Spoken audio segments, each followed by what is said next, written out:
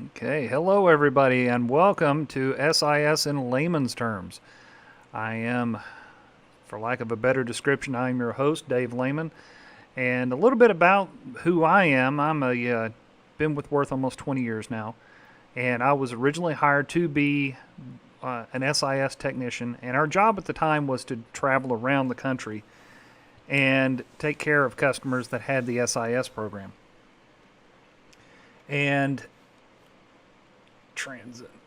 So I'm a one-man show. I don't have a team. I'm just having to use the software on my own here. So if it seems I have weird transitions, I apologize. This is going to be the first of several videos, and we're wanting to really kind of try to do things differently. This is a brand new piece of software that we're working with now. The software is called SIS Next. You'll see the logo. It'll say SIS X on it, but the X is a placeholder for right now. But it will be called SIS Next, as in the next big thing. And it replaces the previous version, which was called SIS 12. SIS 12 was a mainstay of Wurth USA for a long time. It needed to be updated. In fact, a lot of the language in the background has since been updated and was not going to be conducive for much longer. So it was time to update it, and we've tried to keep the feel as close as possible as to what the original software was like. And when I say original software, like I said, been with Wurth a long time, and when I say original software, I can go back to previous versions that are considerably older, and they had features that people liked or didn't like. Boy, where did I learn to speak?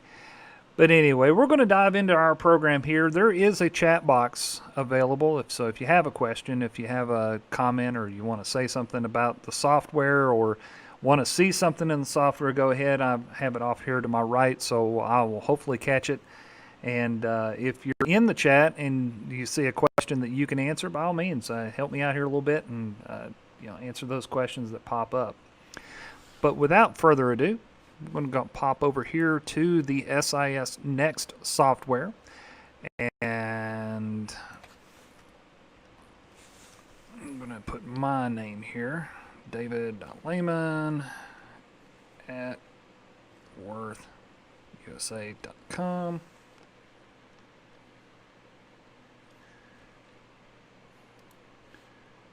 And I'm going to transition to the web page. Here it is. This is the Wurth program, and I created a brand new account this morning for this, but we're going to go into the registration. So if you're curious to how to do something in SIS, this is how you create a new SIS account, and it's some pretty basic stuff. You put your shop's name, your Wurth account number, your address. Zip code needs to match what you're actually is set up in Wurth's SAP program. So make sure you do that. The other thing is that make sure you put a markup in here. Markup can be anywhere from, generally shops will be anywhere from 30 to maybe 300%, depending on the kind of products and the market that you're in.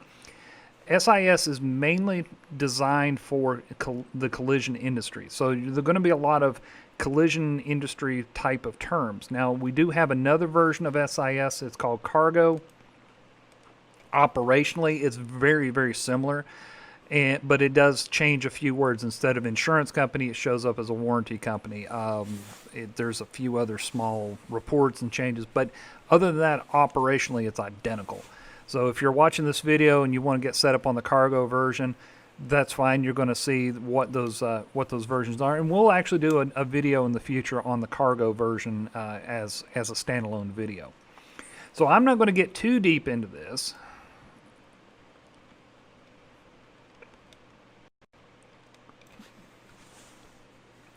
David,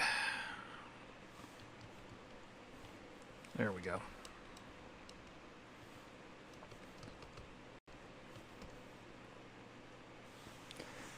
But let's say that I just created this new account, and we're just going to get logged in.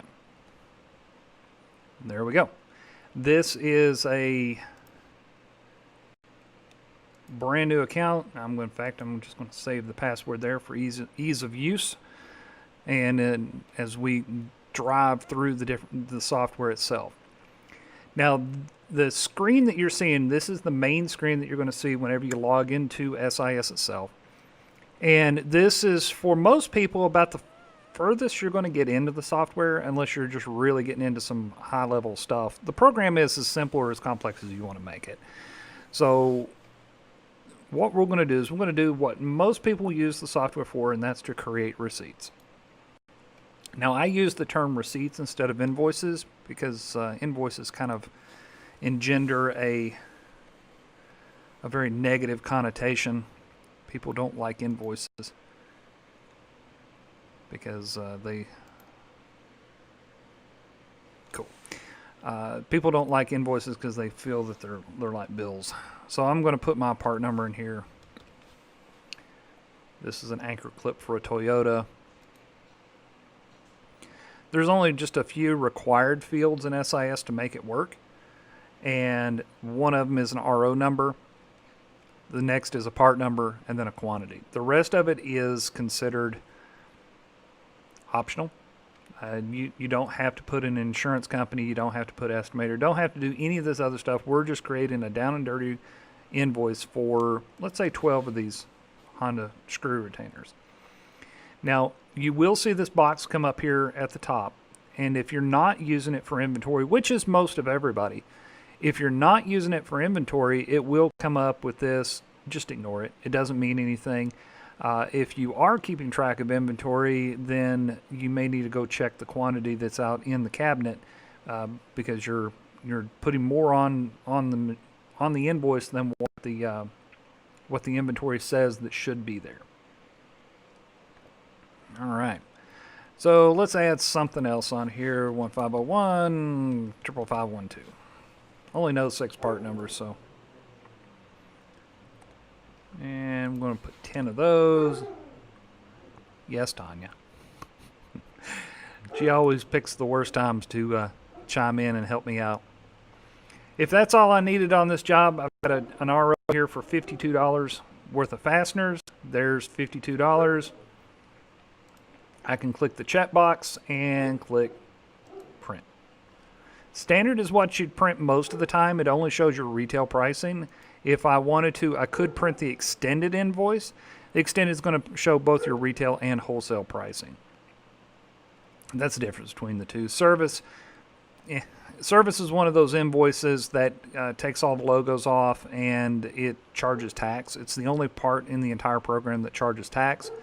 But since this program is generally used in situations where the shop is going to print the receipt and then apply it to like a management type software, and then that final bill will come through and then tax is charged at that point. So there's really no need to charge tax in our program. So I'm going to download that. If you're brand new to using SIS, at this point, usually a pop-up blocker will pop up here. If I'm using Google Chrome here, and next to the star will be a little logo saying, hey, pop-up has been blocked. First time you'll need to turn that off. But obviously I've been using this a while, so here is my receipt. It shows who Wurth sold it to. Some basic information, date of the invoice, and yes, today is October 7th, 2020. And then I've just created some basic information. Nice little receipts, down and dirty. This is how you get it going. How you start making some money. Okay, cool.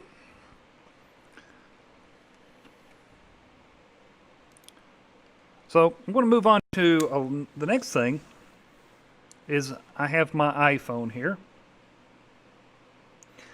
And I need to log out of the login I was using.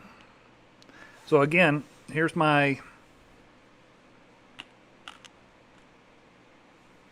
I don't know if you can see that or not, but that is the app for SIS. If you go to the Google Play Store or the Apple iTunes App Store, whatever it's called, I can't remember. I'm more of an Android guy, so the company makes me use an iPhone. So I'm going to put in my email address, which is my username.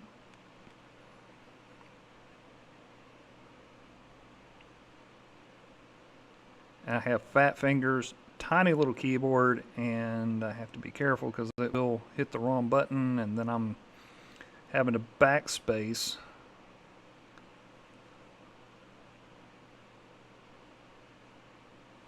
Well, COM, there we go. Put in my super secret password.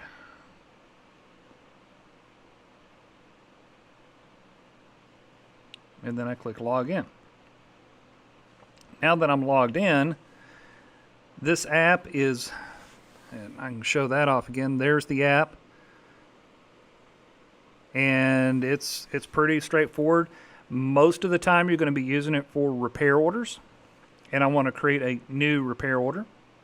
And today's date, let me stop there for just a second. I forgot to do something. In order to use the app or the barcode scanner, I need to make sure I have technicians. And I have not set that up yet. So, master data, technicians. And then I'm going to click the plus mark up here. And I'm going to put technician 400. And Bubba Smith. There's a Bubba in almost every shop down here in Tennessee.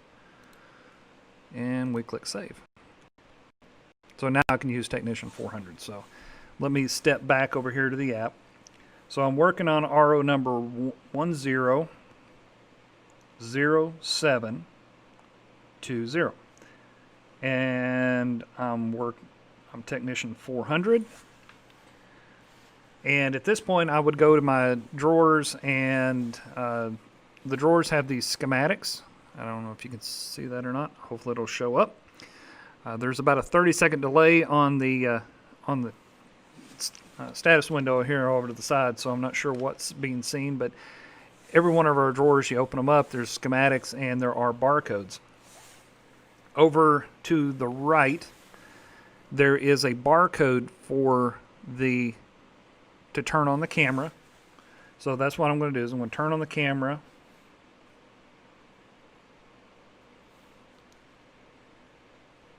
There we go. Took a picture of it. It converts it into a Wurth part number, and I used 12 of those, and I click on the submit button, and it says saved up here at the top. And if I come back into my repair orders here in the website, it usually takes it about 4 or 5 seconds to show up, and there's our receipt.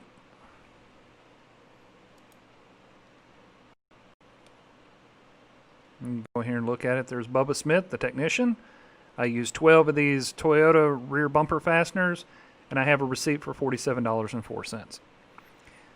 That is about as complex as it's going to get with the program.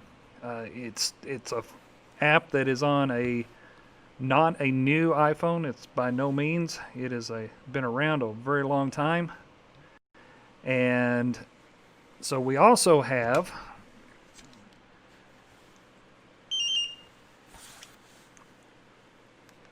another scanner, and this is a Bluetooth scanner. This is the Motorola MT2070 that we sell.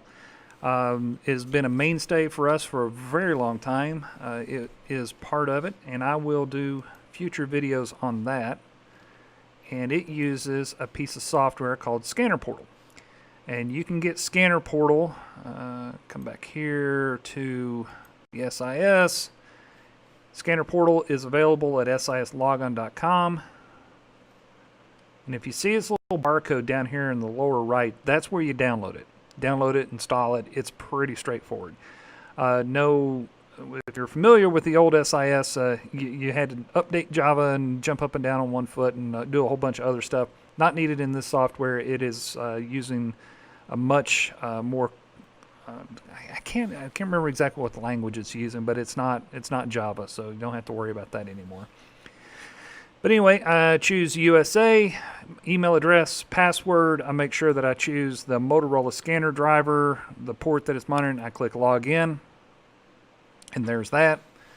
I need to check one thing here before I go too much further, is that in order, SIS Next uses a little bit of delay in getting parts onto the program because it's double checking to make sure that my technician number and my part number are valid before it puts it up on the screen. So it needs a couple extra seconds. If you have one of these scanners and you need to reprogram it, it's super simple. You hit the Alt button in the upper left-hand corner, hit Enter. No, Alt button, then change the numbers to 1,000, 8,000, 8,000, and then hit Control, and you're ready to rock and roll. So I'm going to go to repair orders. I'm technician 400. I'm working on 100720, and I used 10 of those. And cross your fingers that everything works. Like I said, it takes just a couple of seconds. If it says communication error, it's not the end of the world. There it goes. That's one of those things I'm supposed to check before I go live. But we're doing the YouTube live thing. So this means that my repair order was sent successfully. There's my RO number. There's my part number. Quantity, technician 400, which is Bubba Smith, and then quantity 10. That's what it does. The advantage to the Bluetooth scanner over the app right now is that it shows it does all the same things. It does repair orders, purchase orders, tools and equipment, but the barcode scanner also does inventory, and it also does receiving. You can still do receiving manually. It's a little more tedious with the app, but those are going to be things that will be coming with future updates. But as of right now, on October 7th, that is what we're working with. All right, so I'm going to log back in. There's my RO, and now notice that the quantity, or excuse me, the total, RO total has gone up, and we'll see that there's a new part on this invoice. There it is. There's 12 there. That came in via the barcode scanner. No, it's this top one that came in from the barcode scanner. Either one. But I'm ready to print. Now I'm going to print the extended one. Click the checkbox. Click print. And we're going to print an extended invoice this time, just to show off the program. And there we go. I'm showing my price, and I'm showing my cost, my total price, my extended cost. And you're going to see that I have everything set up as 100%. It's going to double whatever it is we're using in this particular program right now. Later on, probably in another video, I'm going to go into more in depth of how to change markups or batch markups or any of the other stuff going on with the software. Okay, cool. All right. So I want to talk a little bit about why SIS, why this program does what it does, or why we do what we do. And this is a car that I used to own. My wife was unfortunately involved in an accident, and it wasn't anything dangerous, not anything bad. I mean, she didn't get hurt, and the car definitely took more of a hit than she did. But it looks bad. But this gave me the opportunity to really kind of take a look at a personal repair. So damage is pretty bad. The hood is beat up. The front bumper cover's done there. Not too much in the way of fenders possibly. But this picture I really want to show. Because if you can see, there's a missing fastener here and there's a missing fastener here. But when the insurance adjuster came out to my house from Liberty Mutual and wrote an estimate for this, are no fasteners at all on this job.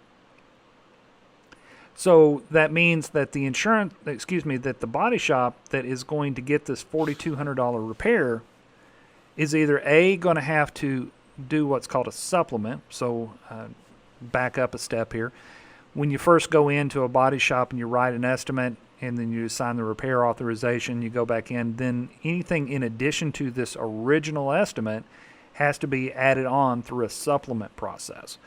If you're not familiar with that, be sure to ask a body shop estimator. They will gladly tell you about the supplement process and how unpleasant it is to do, and they're not encouraged to do it, but unfortunately it's one of those things. Even if a supplement is nothing more than price adjustments.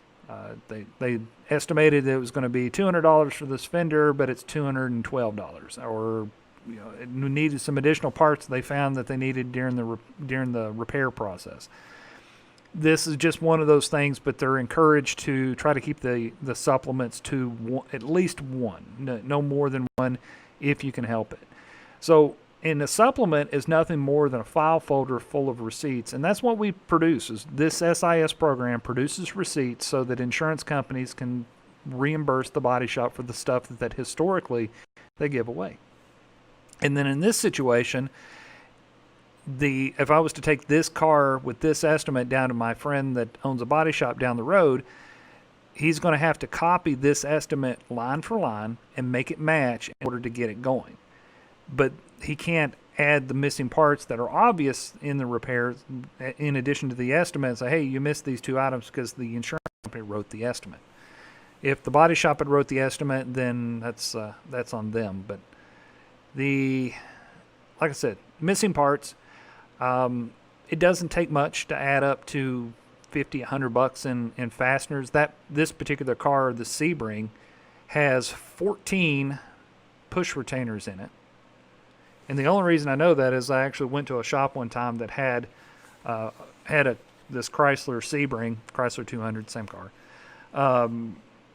They had a bunch of those, and the part number that I would need is 150155494. And again, the only reason I know that is because I did the research and figured it out. So let's go over here to the Wurth USA channel. 55494, and we're just going to pull up this Chrysler pin here, and that's what the fastener looks like. So this car needs 14 of these to hold that bumper cover on, and there we go, and needs 14 of them. You're going to possibly save a bunch of them because they're push retainers. A flathead screwdriver you can pop them out for the most part. But because this is a 2001 Sebring, the accident happened in 2006, so we've got roughly 5 years on this car, and the car's had 5 years of summers, 5 years of winters, and the plastic may be a little brittle. And is because of the heating and cooling, it loses some of its pliability or flexibility, and some of them may break, and that's just the nature of it. And some shops, they want to make sure that they use all new fasteners when they're putting a bumper cover back on. Other times when you're repairing a car, like we have a picture here that the hood was damaged. And I believe the estimate said that we were going to get either a new hood, aftermarket hood, or one from a junkyard. So there was definitely going to be a new hood in there, and two of those three options would require hood insulator clips. And so if you're needing those, the holes sometimes get wore out, or the flexibility of the fasteners themselves, you need a little bit bigger fastener to hold in the part. So like I said, this car is a good example of just a everyday little hit that is a $4,200 repair, nothing to sneeze at. Due to the age of the car and the mileage on it, it more than likely would total just because of the way that the rules are written. But yeah, it is what it is. That's a discussion for another day.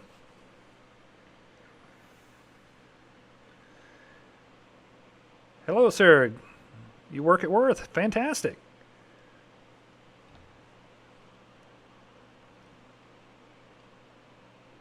All right, so I'm going to go back over here to the SIS program.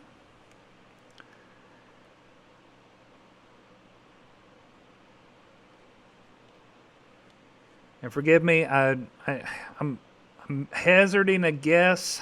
I'm not even sure what language that is. I apologize. English is something I speak, but not very well. So, well, if you work at Wurth, well, it's good to see someone from across the way that joining us. Fantastic. Well, good deal. Well, this is the SIS program. I've shown you just the very basics here. We've been at 11:25 now, so we've been going about 30 minutes. I'm really not going to go too much deeper into this because there is so much more to this software, and there's so much more that's coming with what we're wanting to do. And just getting on to the basics of what this program can do for a shop is just amazing. Like I said, I've been doing it. I was hired originally in 2001 to support this program. And I started out as that guy that drove around with a 3.5-inch floppy disk and visited customers. And I've met so many amazing people over the years. And so many shops that have always had the problem or the challenge of making sure that they were getting reimbursed for these products that they're putting on the cars. These are parts. These are the items that they're not giveaways anymore. I have an older Toyota pickup truck that if I wanted to take the fender off, I literally take 6 bolts and I can take it off. And if I do a good job and I don't booger them up, I can put a new fender back on it and use the same 6 bolts. And I'm not losing anything. Today, cars are held together with pieces of plastic. There are body bolts in there, but they're not as the predominant pieces. You run into other situations, like, for example, in the Toyota Tundra, the fender liner flare. It's that little piece that comes off of the fender itself. Not fender liner, it's the fender flare, excuse me. And that has 10 fasteners on it, and they're the multicolored ones. And they're not designed to be reused. So if you can save those fasteners, you're doing something pretty amazing, but they're designed to break. So if you're looking at a Toyota Tundra and you see a fender flare, you're going to go ahead and count those 10 fasteners you're going to need, because they're nearly impossible to take off. There's also a time savings there as well. So if you have a technician that is using nuts, bolts, and fasteners on a car, it would take them a half hour to an hour to gingerly pop out all of the fasteners, or 5 minutes to just take a knife or a pair of clippers and just cut them all out. That's really just up to the shop and up to the way that everybody does the job. Some shops want to make sure that they're charging for all new fasteners. But I'm not telling you how to do your job or how to do the work, but we want to be the supplier for shops, and they have what they need when they need it. All right, so we're at 11:30. I don't see any new questions up on the board, and we're going to go ahead and end it here. If you do have a question, because this video is going to this live stream is going to turn into a video, and once you have the video up, if you have a question, whatever, over here to the left is a new feature called Contact Us. If you're in the SIS program, you have a question about, hey, how do I do whatever, feel free to go ahead and give us a call at that number, 1-800-864-6561. I am Dave Laymon. I have my partner Joe Castro, and between the two of us, we will do everything in our power to try to help you as best we can, explain the complicated and make it understandable, and really help you start turning those items that historically have been given away, let's turn it into a way to start making some real money. This is just the very beginning. We're going to be doing some other videos in the future, and I'd like to do this as a ongoing discussion. And so if you have something you want me to talk about in a future video, by all means, just let me know. And we're going to go ahead and end it here. I hope everybody has a great day and a great week, and we will talk to you soon.